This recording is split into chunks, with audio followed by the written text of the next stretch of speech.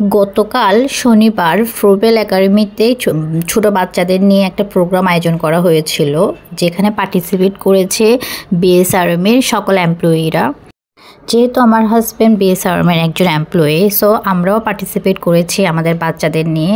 এখানে বাচ্চাদের অনেক রকম গেম শো ছিল, সবগুলোতে বাচ্চারা পার্টিসিপেট করেছে।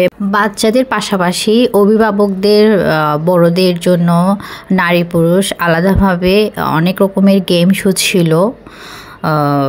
অনেকে পার্টিসিপেট করেছে। যদিও আমি করিনি কোনো কিছুতে, আমার দেখতে বেশি ভালো লাগছিল।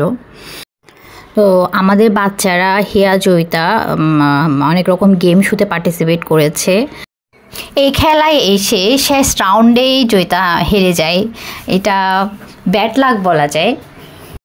সাথে বড়দের খেলাও কিন্তু খুব জমজমাট ছিল।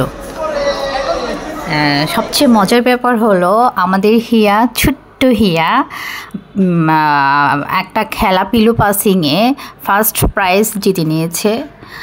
সেজন্য আমরা অনেক এক্সাইটেড ছিলাম। ওদের একটা ব্যাপার খুব ভালো লেগেছে, সকল বাচ্চাকে একটা করে মেডেল গিফট দেওয়া হয়েছে। ওটা পেয়ে বাচ্চারা খুব স্পেশাল ফিল করছিল। আমারও ওটা খুব ভালো লেগেছে। ওটার দ্বারা বোঝানো হয়েছে সকল বাচ্চাই সেরা। ওদের এই থিঙ্কিংটা আমার খুব ভালো লেগেছে। দেখেন বাচ্চাদের জন্য কি সুন্দর বায়োস্কোপের আয়োজন করা হয়েছে। এখানে ফুটো দিয়ে বাচ্চারা বায়োস্কোপ দেখছে। আপনারা কি কখনো দেখেছেন বায়োস্কোপ? বায়োস্কোপ হচ্ছে বাংলার হারিয়ে যাওয়া ঐতিহ্যের মধ্যে একটি। এটা এখন আর তেমন কোথাও দেখা যায় না। আর এখানে চলে এসেছে মোটু পাতলু, সবাই ওদের সাথে ছবি ওঠাচ্ছিল। ওরাও খুব বাচ্চাদেরকে খুব এন্টারটেইন করছিল। সত্যিকারের মোটু দেখে হিয়া তো খুব ভয় পাচ্ছিল। হিয়া কিছুতে ফ্রি হতে পারছিল না, অন্যদিকে জয়িতা খুব এনজয় করছিল। দেখেন ফটোশ্যুট, গেম শো, খাওয়া দাওয়া, প্রাইজ গিভিং সব কিছু মিলিয়ে খুব সুন্দর একটা গেট টুগেদার ছিল কালকে।